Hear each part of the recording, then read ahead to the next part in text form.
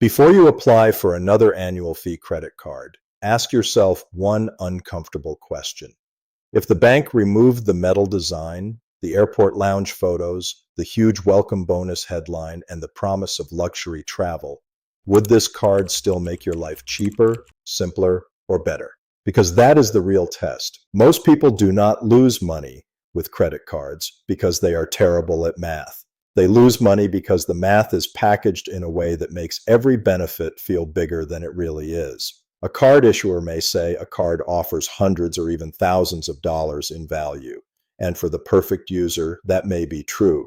But you are not the perfect user in a marketing example. You are evaluating your real life, your spending, your travel habits, your calendar, your ability to track credits, and your actual redemption style. That is why the same annual fee card can be a smart tool for one person and a quiet money leak for another. The card did not change. The lifestyle around the card changed. So the real question is not whether an annual fee card is worth it in general. The real question is whether it is worth it for you. A benefit is only a benefit if it replaces money you were already going to spend or gives you something you genuinely value more than the cost. If a credit makes you order food you would not have ordered, subscribe to a service you did not need, book through a portal that costs more, or spend extra just to feel like you used the benefit, then the advertised value and your real value are not the same number. Banks count face value. You need to count usable value. Banks count access. You need to count savings. Banks count possibility. You need to count reality. Start with your baseline life. Without the card, where do you spend money? How often do you travel? Do you check bags? Do you stay in hotels? Do you use airport lounges or do you arrive right before boarding? Do you already use the services the card gives credits for, or would the card push you into new habits? A good card should improve the life you already live. It should not train you to spend more while making you feel like you are winning. This is one of the biggest traps in credit card rewards and travel hacking. People start with a card, then build behavior around it. But the smarter approach is the opposite. Start with your behavior, then choose the card that fits. A great annual fee card usually passes 4 tests. First, it fits your existing spending or travel pattern. Second, it produces value you can actually use. Third, it beats a no-fee alternative after the annual fee. Fourth, it still makes sense after the welcome bonus is gone. That last test is where many people fail. A big welcome bonus can make almost any card look amazing in the first year. But the bonus is a one-time event. The annual fee is not. In year 2, the card has to stand on its own. Does it still earn enough rewards? Do the credits still work naturally? Do the travel protections matter? Do the perks save real money? Would you apply for the same card today if you did not already have it? That question removes emotional attachment. Many people do not keep cards because the cards are valuable. They keep them because the cards are already open. Inertia is profitable for banks. A card can sit in your wallet for years, collecting annual fees while you tell yourself you should use it more someday. But someday is not a strategy. Every annual fee card needs a job. If it does not have a clear job, it needs a review. The simplest review is this. Write down the annual fee, write down the benefits you actually used in the last 12 months, write down how much those benefits saved you compared with what you would have spent anyway. Write down the extra rewards earned compared with a no-fee card, then subtract the fee and any extra costs created by the card. Extra costs matter. Delivery fees matter, higher portal prices matter, buying something just to use a credit matters, spending more to hit a bonus matters, your time matters too. A card that saves $200 but requires hours of tracking, stress, and calendar reminders may still be worth it if you enjoy the game. But if you hate the game, the simpler card may be better.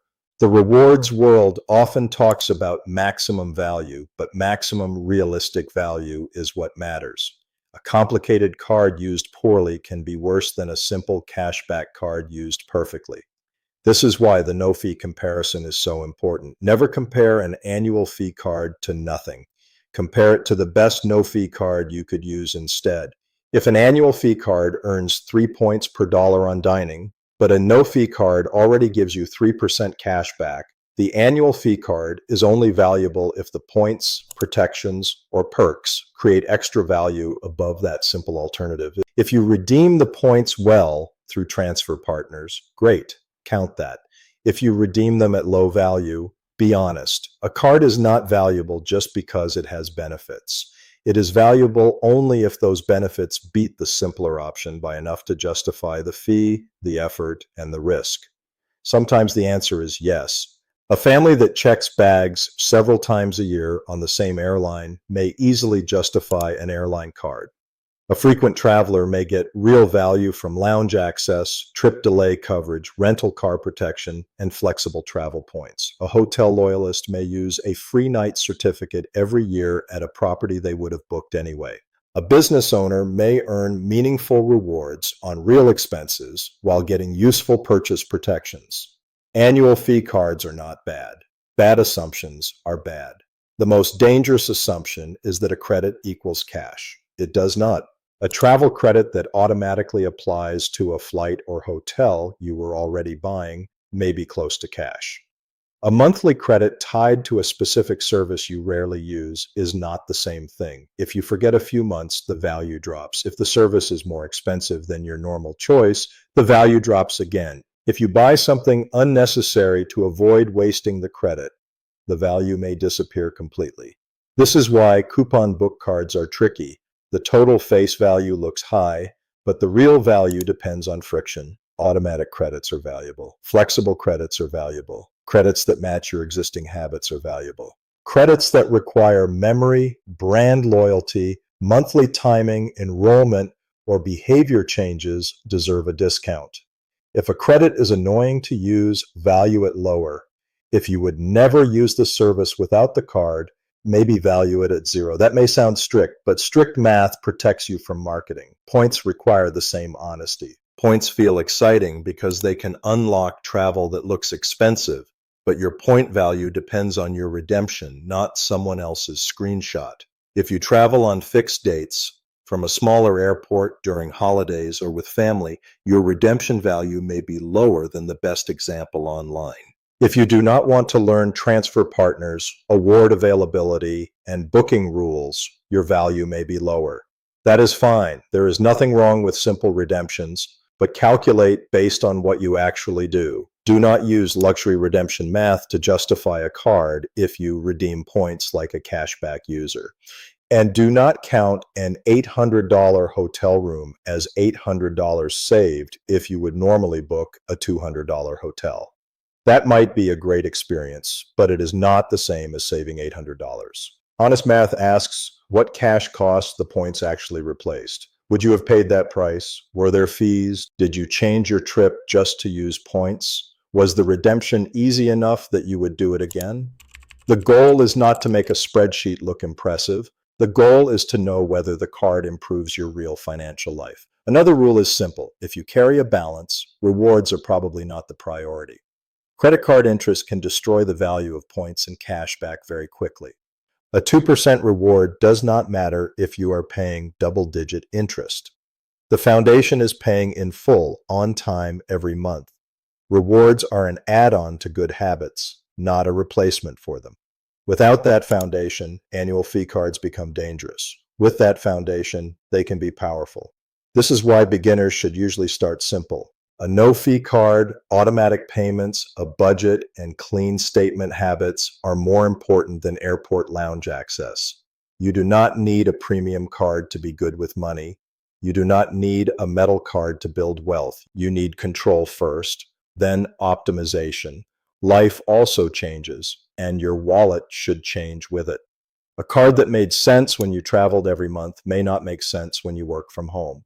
A card that worked when you lived near a major airport may not work after you move. A card that matched your delivery habits may not work once you start cooking more.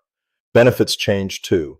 Annual fees rise. Credits become more restrictive. Transfer partners change.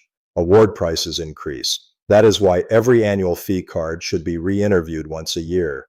Ask the card, what is your job now? Are you still saving me money? Are you still making travel easier? Are you still worth the attention? If the answer is unclear, consider a downgrade, product change, or cancellation. Downgrading can preserve account history and credit line while removing the fee. Product changing can move you into a better fit. Canceling can be reasonable, but understand what happens to your points, credit utilization, and benefits before you do it.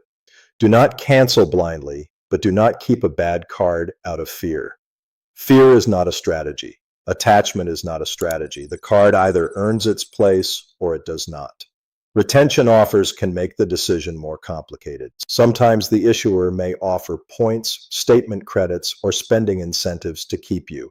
That can turn a one-year no into a one-year yes, but it does not permanently fix a weak card.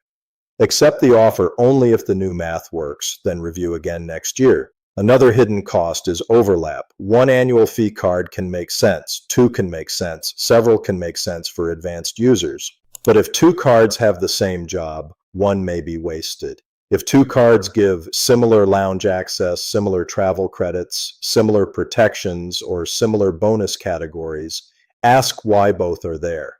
A strong wallet is not a crowded wallet. A strong wallet is a clear wallet. One card might be for flexible points. One might be for airline bags, one might be for a hotel certificate, one might be for business purchases, one might be for travel insurance. If you cannot explain a card's main job in one sentence, it may be clutter. Premium travel cards are especially emotional because they sell a feeling. They sell smoother airports, better hotels, priority treatment, and the idea of travel as a lifestyle. There is nothing wrong with enjoying comfort. But know the difference between saving money and buying comfort. If a lounge saves you from buying expensive airport meals several times a month, that can be real value. If you fly once a year and would not have bought food anyway, the lounge is mostly comfort. If hotel status gets you breakfast you would have paid for, count it. If it only gives a possible upgrade, value it conservatively. Separate hard value from soft value. Hard value is money saved, fees avoided, credits used naturally, purchases replaced, and rewards earned above alternatives. Soft value is comfort, convenience, status, and enjoyment. Soft value matters, but it should not carry the entire annual fee unless you are intentionally paying for lifestyle. If that is your choice, own it. Say, I am paying for this because I enjoy it, not because it is free. That honesty keeps your finances clean. Airline cards and hotel cards need the same practical thinking. Airline cards may not earn the most points on everyday spending, but they can be valuable if free checked bags, boarding benefits, or companion certificates beat the fee. Hotel cards can be excellent if you use the free night certificate naturally at a property you would have booked anyway. But if a certificate makes you take an unnecessary trip, include the extra costs. A free night is not free if it creates flights, meals, transportation, and time off work you did not plan. The theme is always the same. Benefits are good when they reduce existing costs. Benefits are dangerous when they create new costs. Welcome bonuses work the same way. A large bonus can be valuable, but only if you meet the spending requirement with normal expenses and pay the bill in full. If you buy things you do not need, stretch your cash flow, or pay high processing fees, the bonus gets weaker. A welcome bonus should match spending you already planned, like taxes, insurance, travel, home repairs, medical bills, business expenses, or holiday shopping. Do not create spending to chase rewards. Let rewards discount spending that was already happening. To stay organized, keep a simple tracker with card name, open date, annual fee, renewal month, bonus deadline, spending requirement, credits, main categories, points balance, and keep or cancel notes. Put renewal reminders on your calendar 1 month before each fee. Track which card to use for groceries, dining, travel, gas, online shopping, and large purchases. Keep the system easy enough that you can actually follow it. If your setup requires too much attention, reduce it. The best setup is not the one that wins on paper. It is the one you execute consistently. This matters even more for households. If multiple people use the cards, everyone should know the basic rules. Which card for dining, which card for groceries, which card for flights, which card has purchase protection, which card has foreign transaction fees. If only one person understands the strategy, the household may miss value. Make the system simple. Rewards should not become a source of stress. Travel protections also deserve attention. Trip delay coverage, baggage delay coverage, rental car coverage, purchase protection, and extended warranty can be valuable, but only if you understand the terms. Read the guide to benefits. Know whether you need to pay the full cost with the card. Know what documents are required. Know the exclusions. A protection benefit is only valuable if it applies when you need it. Portals require the same caution. Some cards offer credits or extra points through issuer travel portals, but always compare prices against booking direct. If the portal price is higher, the extra points may not be worth it. If booking through a portal means weaker cancellation rules, losing hotel elite benefits, or harder customer service during disruptions, include that in your decision. Earning more points on an overpriced booking is not a win. Cashback also deserves respect. Travel points can be powerful, but cashback is simple, transparent, and flexible. A strong cashback setup can save real money with almost no effort. Points can beat cashback when redeemed well, but they are not automatically superior. The best strategy depends on what you will actually do. If you enjoy award travel and flexibility, points can be amazing. If you want guaranteed value and simplicity, cashback may be better. There is no shame in simple. Simple is often profitable. Before getting any annual fee card, answer 5 questions. What problem does this card solve? What spending or travel pattern makes it valuable? What no-fee card would I use instead? What is the realistic first-year value after the fee? What is the realistic second-year value without the welcome bonus? If the answers are strong, the card may deserve a spot. If the answers are vague, wait. Waiting is underrated. You do not need every limited time offer. FOMO is expensive. A bonus is only good if it fits your plan. If you already have annual fee cards, do a cleanup. List every card with a fee. Next to each one, write its job. Write the value you actually used last year, not the value promised. Write the credits you missed, the benefits you forgot, and whether you would apply again today. You may find one card is clearly worth keeping, one should be downgraded, and one is just left over from an old strategy. That is normal. Your wallet should evolve. The final truth is this: annual fee credit cards are not about whether the card is premium. They are about whether your behavior is disciplined enough to make the card work. Premium behavior means paying in full, tracking renewals, valuing benefits honestly, comparing alternatives, redeeming intelligently, and walking away when the math no longer works. Without premium behavior, a premium card is just an expensive subscription. With premium behavior, even a modest annual fee card can become a powerful tool. So the next time you see a card promising huge benefits, do not ask whether it looks impressive. Ask whether it solves a real problem in your life. Ask whether the credits are natural or forced. Ask whether the points will be redeemed well or just collected. Ask whether a no-fee card would give you most of the value with much less effort. Most importantly, ask whether the card makes your financial life clearer or more complicated. The best credit card setup is not the one with the most famous names, the highest fees, or the longest list of benefits. It is the one where every card has a job, every fee has a reason, every point has a purpose, and every decision supports the life you actually want. Annual fee cards can help you travel cheaper, earn better rewards, protect purchases, and enjoy better experiences. They can also quietly drain money, attention, and discipline if you let marketing do the math for you. Do not let the bank decide what counts as value. You decide. Count only what you use. Discount what creates friction. Ignore what sounds impressive but changes nothing. Keep the cards that serve you. Downgrade or cancel the cards that do not. That is how you win the annual fee game.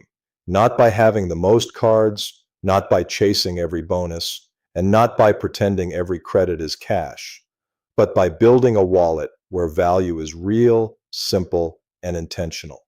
Once you start thinking this way, the entire rewards game changes. You stop asking, what can this card give me? You start asking, what does my life actually need? That question will save you more money than any advertisement ever will.